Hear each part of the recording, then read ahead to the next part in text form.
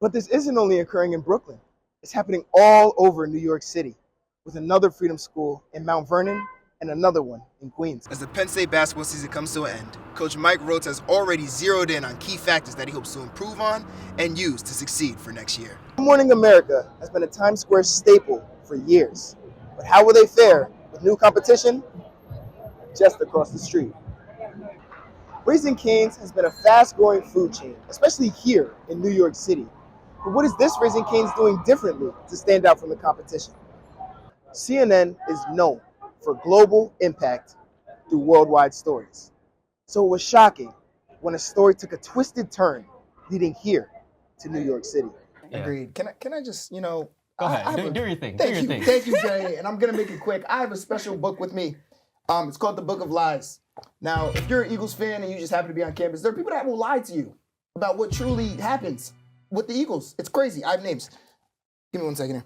And this is all on film, by the way. This is all on film. We're gonna start with Kiera Baker. She said, and I quote, "Jalen Hurts isn't top 5, and the Saints will beat them." They did not. Number 2. And Jalen Hurts is top 5. Let me add that. Super Bowl MVP Jalen Hurts, that's his name. Kenny Ojikiri, "Jordan Love is better than Jalen Hurts on my mama." Oh my mama is crazy. Once again, we're wrong. Number 3, Avery, who somehow couldn't make it today, undisclosed. "Jalen Hurts isn't better than Tua." Now, Isaiah Maldonado has a lot in here, but we're only going to highlight a couple. Jared Goff is better than Jalen Hurts. Blasphemous. Justin Herbert is better than Jalen Hurts. And Jalen Hurts is an inefficient runner. He has the second most touchdowns rushing in Super Bowl history. Every day, this community center opens its doors as a place of worship. But it also serves another purpose.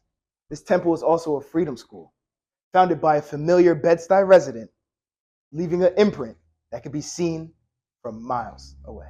Before hip-hop was hip-hop and Dougie Fresh was Dougie Fresh, there was brothers out here promoting and representing our good music and our fun times. He's worn many hats over the years. Producer, radio host, man of the people. But now more than ever, activist is the title that Rodney, the Radio Raheem Diaz, says best suits him.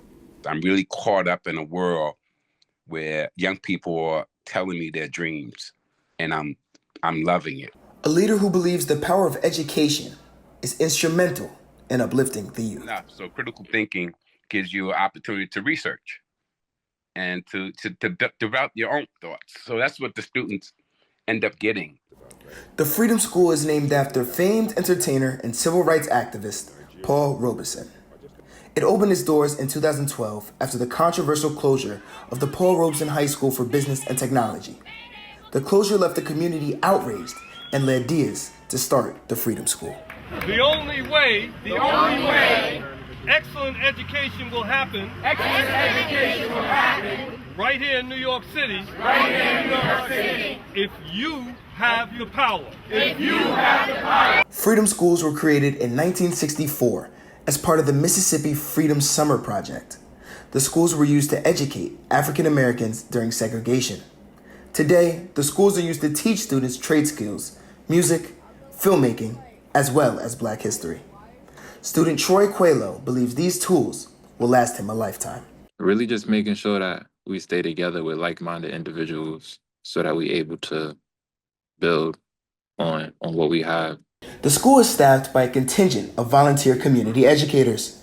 Jennifer Saunders has been teaching film since the school opened. Her mission, to help her students gain a better understanding of the films they watch. So my goal now is to train the youth so they can speak in the terms that I speak. Life experiences have shown Director Diaz values to preach to the students. Over 500 students have been impacted by the program, and with the summer music program beginning in July, the next chapter of the Paul Robeson Freedom School couldn't be any brighter. For the Phoenix, I'm Derrick Stilley in New York City. Our culture and our program has to be mentally, physically, and emotionally tougher to get through tough days. And Tough talk after a tough season from Penn State coach Mike Rhodes. The Nittany Lions ended their season with a winning record and an upset win over Wisconsin. But they missed the conference tournament and passed on other postseason opportunities. Rhodes is now looking ahead after frustrations that included a 6-14 conference record. I didn't coach well enough in games. I didn't help our guys play with enough clear mind of what it takes to get it done that night. We were close, not good enough. As the Penn State basketball season comes to an end, Coach Mike Rhodes has already zeroed in on key factors that he hopes to improve on and use to succeed for next year. We've been recruiting hard, spending a lot of time with our guys. They returned back from spring break, and it's full speed ahead of building this the way I want to see it and continue to move forward. Penn State did not qualify for the NCAA tournament. The team plans to use this season as a learning experience while looking for more size and shooting during the offseason to help with rebounding and floor spacing. In University Park, I'm Derrick Stilley for the Center County Report.